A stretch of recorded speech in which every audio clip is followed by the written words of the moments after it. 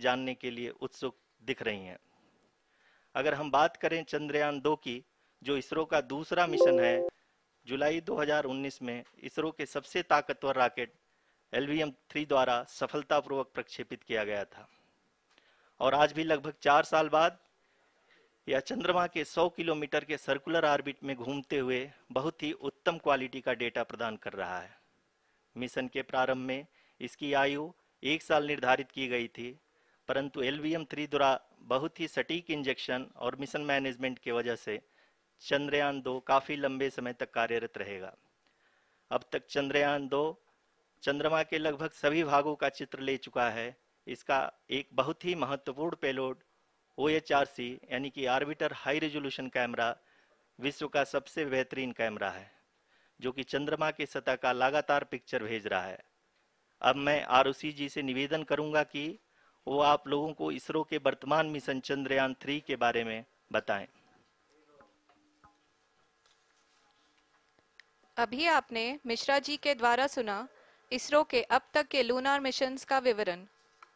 अब चलते हैं towards Chandrayaan 3, the follow-up mission of Chandrayaan 2, which has been designed to accomplish our mission goals. The primary objective of Chandrayaan 3 mission is the demonstration of safe and soft landing on the lunar surface. This demonstration is a critical aspect for ISRO's future interplanetary missions. In addition to this, the mission objectives also include demonstration of roving capability and conduction of in situ scientific experiments on Moon's surface. Carried on the shoulders of India's heaviest rocket LVM-3 on the 14th of July, Chandrayaan 3 was placed in the precise elliptic parking orbit of size 170 by 36,500 kilometers. ISRO, in its mission plan of following the incremental trajectory approach, carried a total of 5 earthbound maneuvers. The fifth apogee raising maneuver, which took place on the 25th of July, placed the spacecraft in an orbit of 250 by 1,27,000 kilometers. At the early hours of 1st August, the translunar injection was carried out, after which the composite module began the final leg of its long journey of nearly 3,84,000 kilometers for its rendezvous with the Moon. The TLI was a key step in the mission, enabling the spacecraft to escape Earth's gravitational pull and travel to the Moon. An orbit of 288 by 3,69,328 kilometers was achieved at the end of the translunar injection.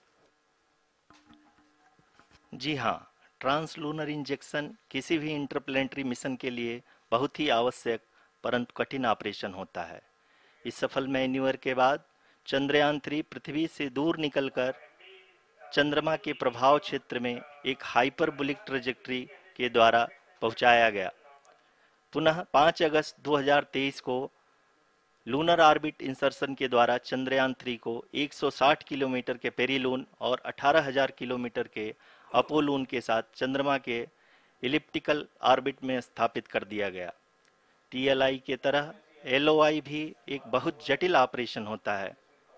इसमें हमें यह ध्यान देना आवश्यक होता है कि उपग्रह के वेगमान को एक निश्चित बिंदु से घटाया जा सके, अन्यथा उपग्रह चंद्रमा के प्रभाव क्षेत्र से बाहर निकल जाएगा। LOI के सफलतापूर्वक परिचालन के बाद चंद्रयान 3 की कक्षा को 4 बार और परिवर्तित किया गया। इस दौरान चंद्रमा की अधिकतम ऊंचाई को घटाकर 160 किलोमीटर कर दिया गया। इस पूरी प्रक्रिया में प्रपल्सन मॉड्यूल का लगभग 755 किलोग्राम ईंधन का उपयोग हुआ और चंद्रयान 3 के वेगमान को लगभग 850 मीटर प्रति सेकंड कम कर दिया गया। लैंडर मॉड्यूल को लगभग 150 किलोमीटर के सर्कुलर ऑर्बिट में स्थापित करने के बाद 17 अगस्त 2023 को प्रपल्सन मॉड्यूल से अलग कर दिया गया।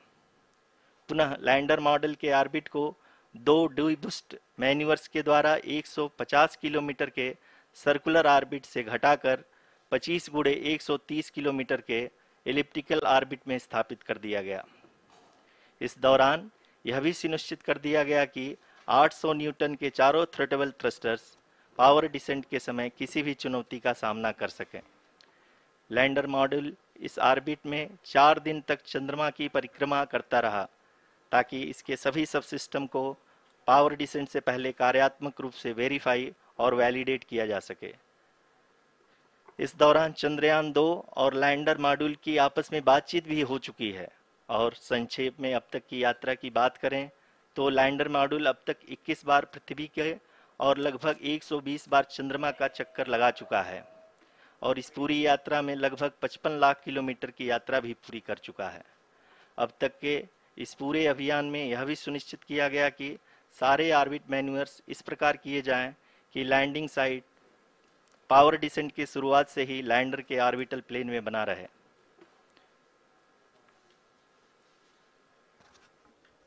Make it further complicated. That is true indeed.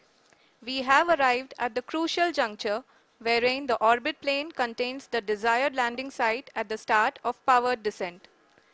We are also happy to announce that live images from the Chandrayaan-3 lander imager camera is being received continuously. The demonstration of soft landing on the moon's surface is no ordinary feat due to the innumerable challenges and complexities involved. The lander velocity has to be killed from nearly 6,048 kilometers per hour without any aid from the thin and tenuous moon's atmosphere. The lunar dust at the time of landing and the craters and boulders scattered over the moon's surface make it further complicated to achieve this. The new and improved Chandrayaan-3 design has been built after envisaging all the scenarios which the lander module can encounter. With several software improvements, provision for full-level redundancies, a plethora of special tests, namely the integrated hot test, integrated cold test, and lander leg drop tests were carried out for the lander module. The success of these tests has provided great confidence in the performance of all the onboard sensors, propulsion system, and associated guidance, control, and navigation algorithms. The key findings during the tests have enabled to improve the overall system performance. The largely unexplored south pole of the moon has been chosen as the intended landing site since there is a possibility of finding ice and other minerals which would be vital resources for future explorers. Apart from continuing investigations pioneered by Chandrayaan-1 and Chandrayaan-2, the Chandrayaan-3 mission will also provide invaluable data to the science community around the world. Let us give our viewers a glimpse on the configuration of Chandrayaan-3 mission.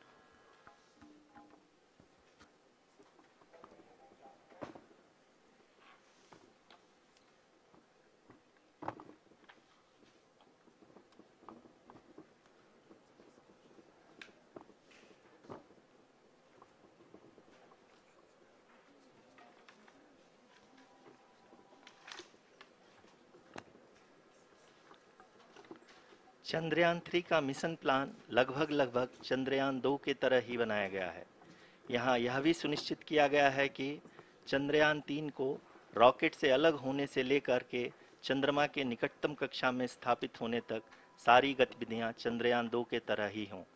और अब हम यह कह सकते हैं कि यह plan पूरी तरह से 100% सफल रहा। हालांकि लैंडर मॉड्यूल के सेंसर्स और प्रोपल्शन सिस्टम को इस तरह से मजबूत किया गया है कि लैंडर पावर डिसेंट के समय किसी भी आपदा से बाहर आकर के मिशन के मुख्य उद्देश्य को पूरा कर सके। इस क्रम में लैंडर के मुख्य सेंसर्स कारा, लासा, LHBC, LDV और LHDAC का कार्यात्मक परीक्षण भी किया जा चुका है।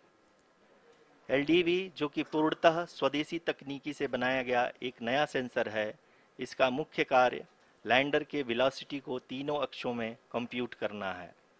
पावर डिसेंट के दौरान लैंडर के सटीक पोजीशन और वेलोसिटी का ज्ञान होना बहुत ही आवश्यक है। लिराप यानी laser inertial referencing and accelerometer package इस कार्य को पावर डिसेंट के दौरान बखूबी निभाएगा। ट्रैजेक्टरी जनरेशन जो कि चंद्रयान 3 मिशन के लिए बहुत ही अहम है, क्योंकि हर ऑर्बिट मैन्यूवर के बाद यह सुनिश्चित किया जाता है कि लैंडर की मिशन ऑब्जेक्टिव को ना बदले। इस क्रम में मैं यह भी आपको बता दूं कि ऑर्बिट डिटर्मिनेशन जो कि उपग्रह के पोजीशन और वेलोसिटी को बहुत ही एक्यूरेटली बताता है, एक बहुत ही कठिन और जटिल कंप्यूटेशन और एस्टिमेशन होता है। यहाँ यह भी जानना महत्वपूर्ण है कि चंद्रयान 2 का OHRC पेलोड अब तक काफी ऊंचे स्तर का डैम प्रदान किया है, जिसके फलस्वरूप लैंडिंग साइट की सीमा को बढ़ाकर 4x2.4 किलोमीटर कर दिया गया है, जो कि पावर डिसेंट के दौरान सॉफ्ट लैंडिंग कराने में काफी सहायक सिद्ध होगा। Apart from the sensors, Chandrayaan 3 is equipped with a suite of sophisticated payload instruments. While Chandrayaan 1 and Chandrayaan 2 orbiter have provided abundant remote sensing data of Moon, equally important are the on-site localized measurements that provide ground truths. Lander and rover have payloads which are completely new and will perform in situ analysis of lunar surface. The two spectroscopes on rover, APXS and LIBS, will actively measure the surface elemental abundances at the landing location and surrounding area. The lander carries a seismometer ILSA that can sense impact events and lunar quakes. The thermal probe CHAST will measure the temperature profile and thermal conductivity of Moon's regolith. The Rambha payload will carry out lunar ionosphere studies, while the laser retroreflector array shall be a passive location indicator for future spacecraft equipped with laser altimeter. The propulsion module has not been left behind, and an experimental shape payload has been added to it as a value addition. It will help in understanding the nature and characteristics of water-rich planets and will also aid in the future study of potentially habitable exoplanets. We are minutes away from the start of powered descent. The entire powered descent shall be carried out by the onboard autonomous landing sequencer, or ALS, which is a series of instructions preloaded to the lander module. These instructions include the commands to be executed, data to be collected and analyzed, and decisions to be made and executed autonomously throughout the powered descent.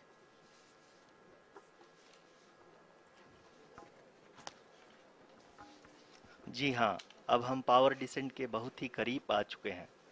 हम आपको बताते चलें कि power descent को कुल 4 चरणों में बांटा गया है। सबसे पहले आता है रफ ब्रेकिंग फेज, जिसमें लैंडर की ऊंचाई को चंद्रमा की सतह से 30 किलोमीटर से घटाकर 7.4 किलोमीटर कर दिया जाएगा। इस पूरी प्रक्रिया को पूरा करने में लगभग 11.5 मिनट लगेगा और इसका समानांतर वेग 1680 मीटर प्रति सेकंड से घटाकर 358 मीटर प्रति सेकंड हो जाएगा। We have continuous flow of lander telemetry data from ISRO's Deep Space Network IDSN-32 located in Belalu, Bengaluru. The data is being acquired real-time by station and is flown to the Mission Operation Complex through our communication links. In addition to it, we also have support from ESA and JPL DSN stations. There will be no ground intervention once the ALS takes charge. The preparation for today's event had started 48 hours before, wherein various pre-selections and uplinking of parameters for the autonomous landing sequence were carried out. The whole descent is divided into 4 phases: the rough braking phase, the attitude hold phase, fine braking phase, and the local navigation phase or the terminal descent phase.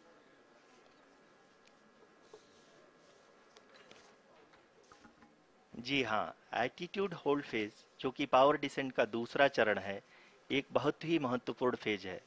इस 10 second के small duration के दौरान lander के 2 महत्वपूर्ण sensor कारा और Lasa lander की ऊंचाई की गणना करेंगे। इस फेज के पूरा होते ही लैंडर चंद्रमा के सतह से कुल 6.8 किलोमीटर की ऊंचाई पर होगा। During the rough braking phase, the lander velocity shall be brought down from 1680 meters per second to 358 meters per second. The altitude will be brought down from 30 kilometers to 7.4 kilometers at the end of rough braking.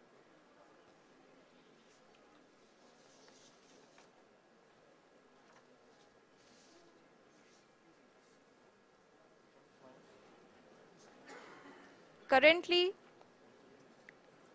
we can see the scientists are analyzing the lander data.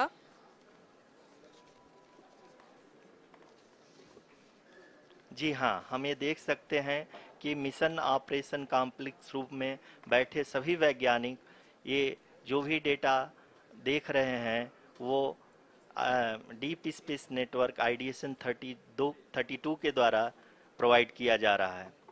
और अगर हम अब बात करें power descent के तीसरे चरण का, जो कि फाइन ब्रेकिंग फेज होगा, जिसमें लैंडिंग साइट से जस्ट 800 मीटर की ऊंचाई पर वर्टिकली होगा। इस चरण को पूरा होने में लगभग 3 मिनट लगेंगे और इस चरण के पूरा होते ही लैंडर की वेलोसिटी लगभग शून्य हो जाएगी। The scientists here at ISTRAC are glued to their systems, analyzing all sorts of complex data. We are very close to the powered descent, to the start of the powered descent phase.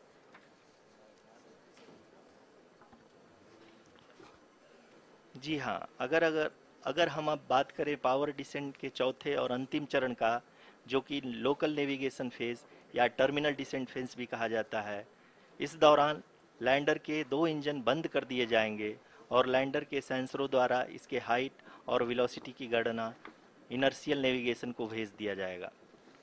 इस दौरान lander 150 metre की ऊंचाई को प्राप्त करने के बाद कुल 131 सेकंड लगाएगा। इस पड़ाव पे आने के बाद पुनः लैंडर 22 सेकंड के लिए हॉवरिंग करेगा।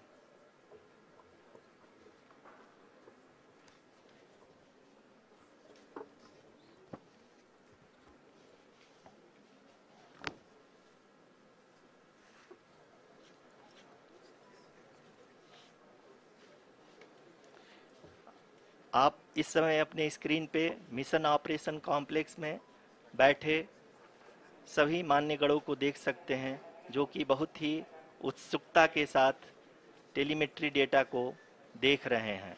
अभी हम लोग पावर डिसेंट शुरू होने से जस्ट कुछ ही पल दूर हैं।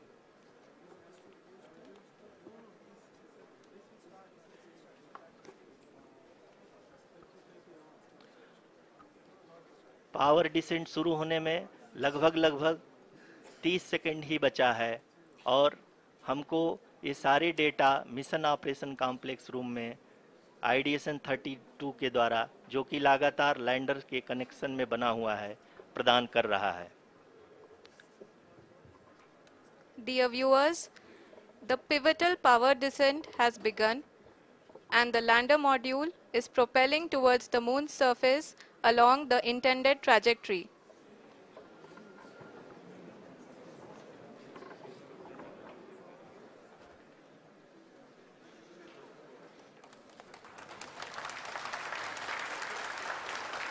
जी हाँ, अब हम देख सकते हैं रफ ब्रेकिंग फेज की शुरुआत हो चुकी है।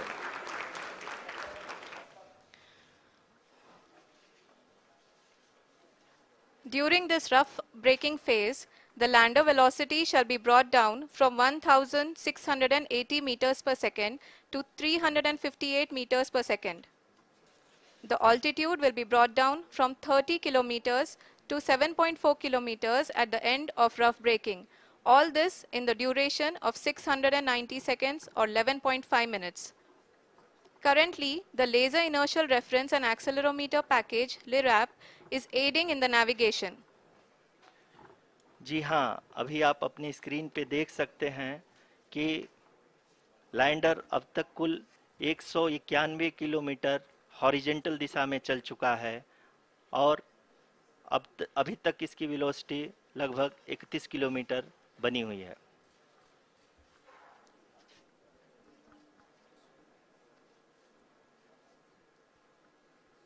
The lander module has traveled a distance of approximately 228 kilometers. The complete downrange that will be traveled during this phase shall be nearly 713.5 kilometers.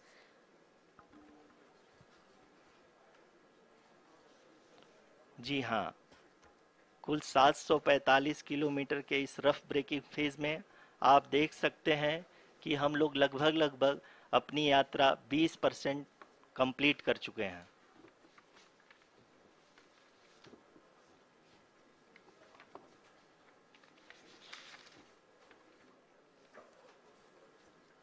Power descent की यह शुरुआत हम कह सकते हैं कि बहुत ही सटीक और सधी हुई है, जिसमें लैंडर अपने वेगमान को अनुमानित तरीके से घटा रहा है।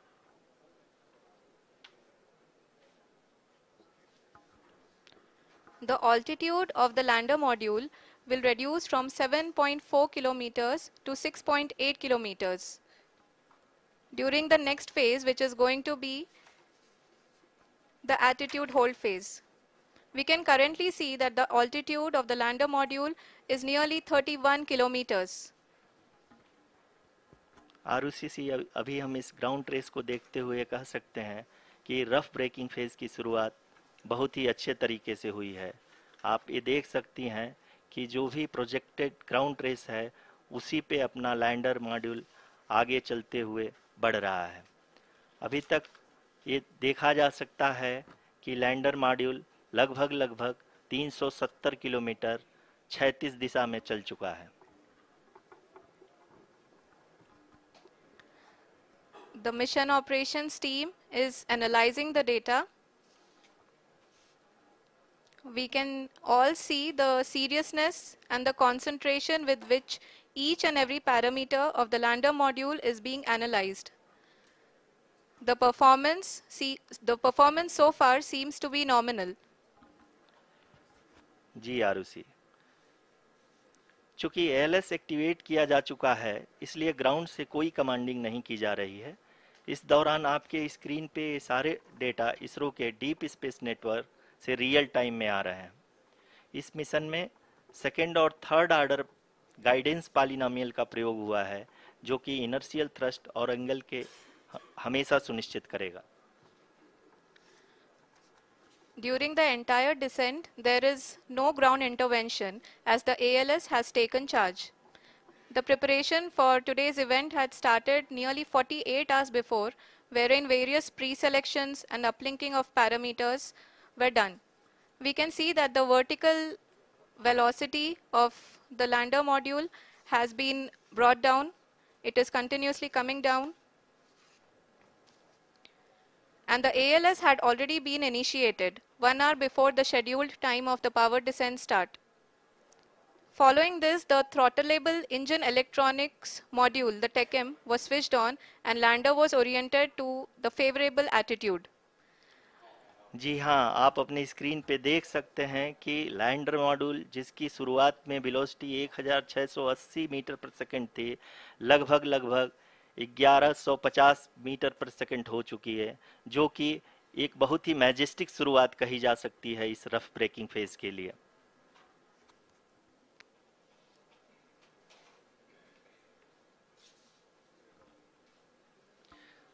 यहाँ पे मैं आपको ये भी बताते चलूँ कि आप अपने स्क्रीन पे देख सकते हैं कि द लैंडर मॉड्यूल का आल्टीट्यूड धीरे धीरे अब कम होता हुआ दिख रहा है, और जो कि एक्सपेक्टेड भी है।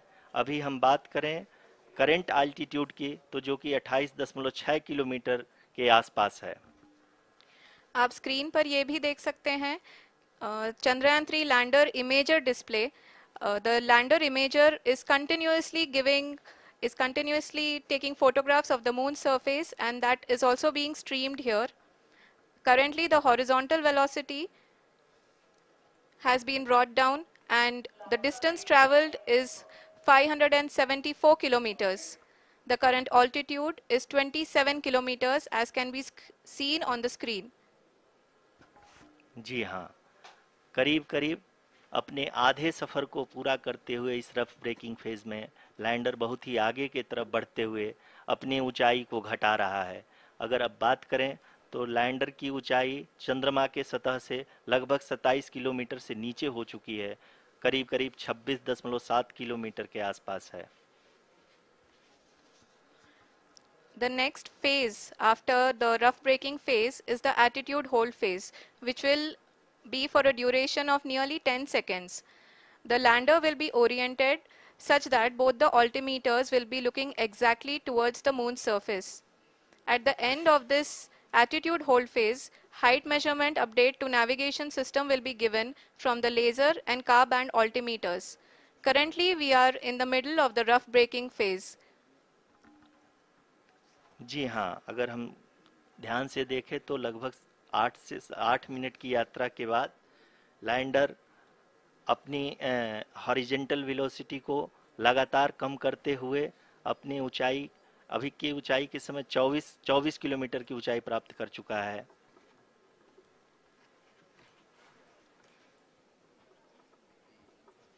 अब तक के आंकड़े को देखते हुए हम कह सकते हैं कि लैंडिंग पूरी तरह से नॉमिनल है। यहाँ पर हम देख सकते हैं कि हॉरिजेंटल वेलोसिटी लगातार कम होती हुई दिख रही है।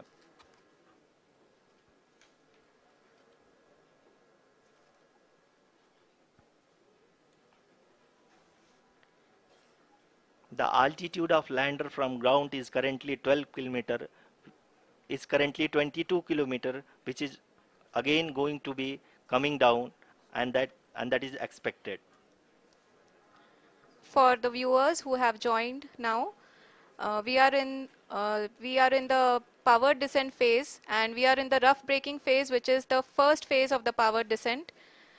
We have currently traveled a downrange of 697 kilometers, and the downrange that has to be traveled during this phase is 713.5 kilometers. जी हाँ, अभी आप देख सकते हैं कि लैंडर की हॉरिजेंटल वेलोसिटी लगभग 720 मीटर प्रति सेकंड हो गई है। लगभग हम ये कह सकते हैं कि 900 मीटर प्रति सेकंड वेलोसिटी को कम किया जा चुका है।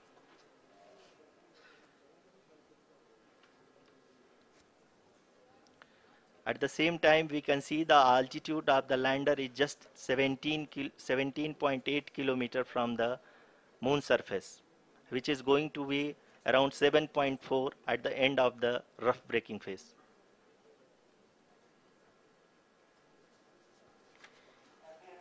इस फेज के बाद हम जाएंगे towards the attitude hold phase,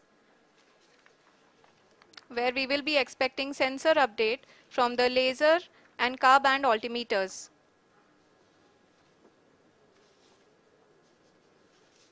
We can see the visualization of the lander module moving towards the moon's surface. The current altitude is nearly 15.2 kilometers, and the distance traveled is 754 kilometers. We can also see the image that the lander imager camera has been providing. जी हाँ, इस rough breaking phase के दौरान 800 Newton के चारों throttle engine अपने कार्य को पूरी तरह से अंजाम दे रहे हैं और लैंडर के हॉरिजॉन्टल वेलोसिटी को लगातार कम कर रहे हैं। अब तक लैंडर लगभग अपने 75 से 80% की यात्रा को पूरा कर चुका है।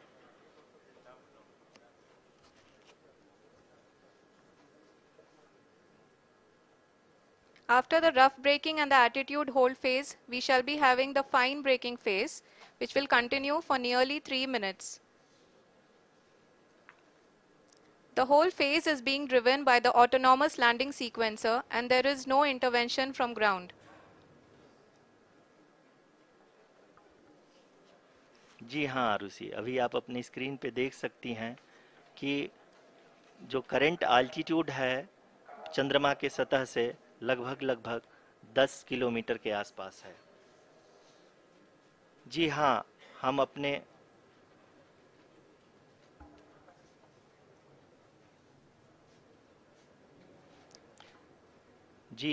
हमारे प्रधानमंत्री जी श्री नरेंद्र मोदी जी हम सभी का उत्साहवर्धन करने के लिए दक्षिणी अफ्रीका के जोहानसबर्ग से जुड़ गए हैं।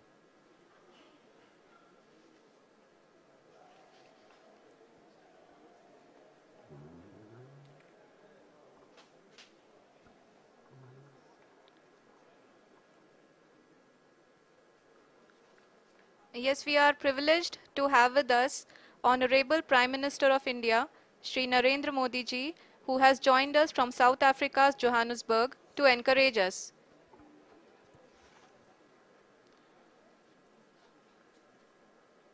जी हाँ, आप ये देख सकते हैं एल्टीट्यूड होल्ड फेस भी बहुत ही आसानी से लैंडर फेस ने पार कर लिया है और अब फाइन ब्रेकिंग की शुरुआत हो चुकी है।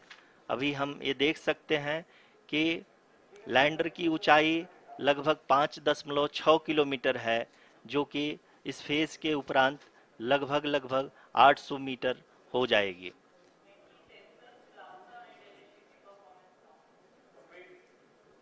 We can hear from the mission operations team that the sensors are performing nominally, and we are currently in the midst of the fine braking phase, which is going to continue for 3 minutes, and the altitude is going to be reduced to nearly 800 meters at the end of this phase.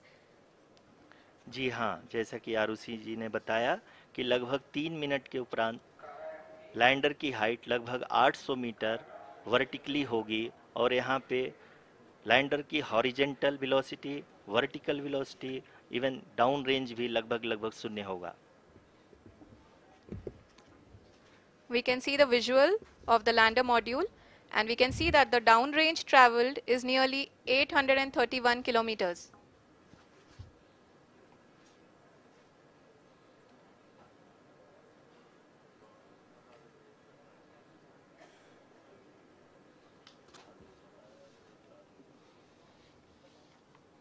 जी हाँ, आप अपनी screen पे देख सकते हैं कि lander की ऊंचाई अब चंद्रमा की सतह से लगभग 3 किलोमीटर से कम हो चुकी है। We are very close to the moon's surface, nearly 2.6 kilometers as we can see.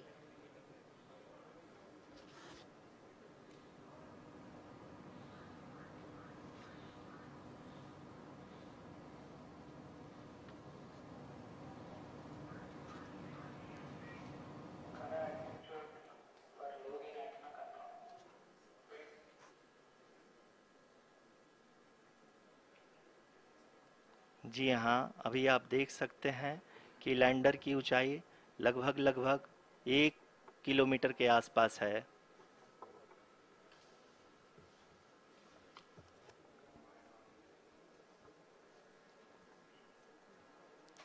We are nearing the final phase of the power descent, which is going to be the vertical descent phase or the local navigation phase. जी हाँ, अब हम fine breaking wave के एकदम करीब आ चुके हैं। हाँ, आप तालियों के गड़गड़ाहट से सुन सकते हैं कि हम लोगों ने तीसरे चरण को भी बहुत ही सफलतापूर्वक हासिल कर लिया है, और अभी हम वर्टिकल डिसेंट फेज में आ चुके हैं, जिसकी शुरुआत भी बहुत ही अच्छे ढंग से हो चुकी है।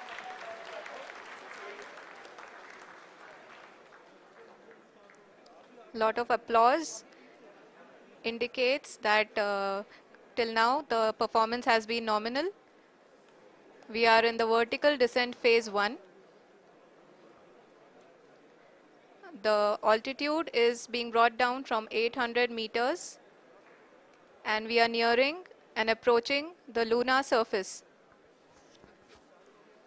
जी, आप अपने स्क्रीन पे देख सकते हैं कि लैंडर का हाइट लगातार कम होता जा रहा है। इस समय हम लैंडिंग साइट के जस्ट ऊपर हैं, और इस समय इसकी ऊंचाई लगभग 600 मीटर के आसपास है। इस फेज के दौरान लगभग 150 मीटर के ऊंचाई पे पहुंचने के बाद लैंडर अगेन लगभग 20 से 22 सेकंड के लिए हॉवरिंग करेगा। We are above the landing site. The horizontal as well as the vertical velocity is now being constantly reduced, and the lander module has begun its descent towards the landing site.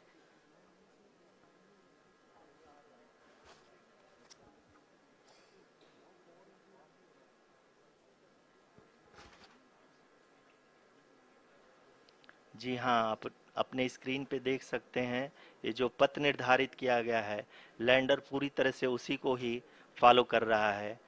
इस समय हम लगभग 200 metre की height से भी कम आ चुके हैं।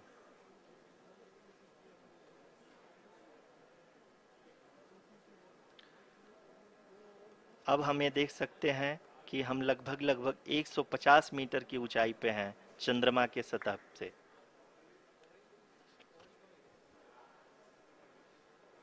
We are approaching the vertical descent phase 2, which will have the lander module hovering at nearly 150 meters above ji the हाँ। lunar surface.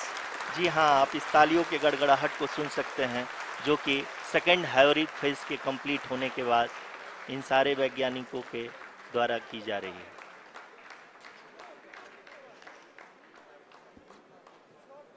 जी हाँ, आप अगर फिर से ध्यान से देखें तो एल्टीट्यूड पुनः कम होता जा रहा है। अभी हम लोग लगभग 135 मीटर की ऊंचाई पे हैं।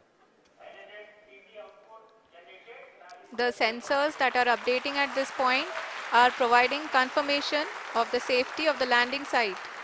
As expected, the retargeting is going on and this is a very good signature for the lander. अभी आप ये देख सकते हैं कि लैंडर की ऊंचाई लगभग 65 मीटर के आसपास बची हुई है।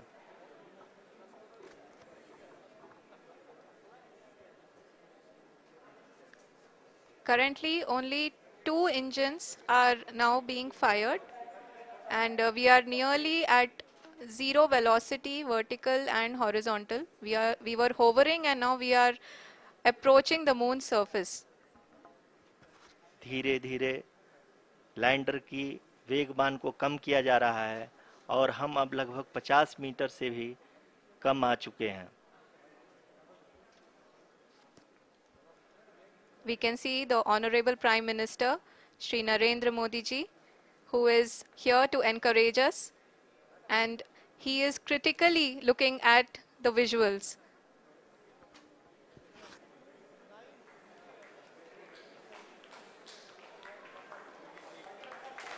जी हाँ, आप अपनी स्क्रीन पे देख सकते हैं कि हम lander module People are applauding. Let lander us all module wait to hear from the Secretary Department of Space and Chairman ISRO, Shri S. Somnath. Lander module पूरी तरह से सेफली और सॉफ्टली चंद्रमा के सतह पे लैंड हो चुका है। ये हम लोगों के लिए बहुत ही गर्व की बात है। हिंदी में एक कहावत है कि चंदा मामा दूर के, लेकिन अब हम ये कह सकते हैं कि चंदा मामा अपने घर के। बहुत ही उम्दा. The hard work of the entire ISRO community has come to fruition.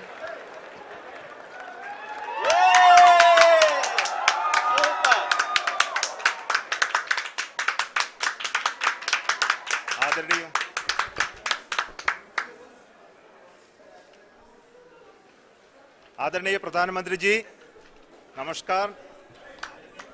Sir, we have achieved soft landing on the moon. India is on the moon. Sir, I request our Honorable Prime Minister to address us and bless us. Thank you, sir.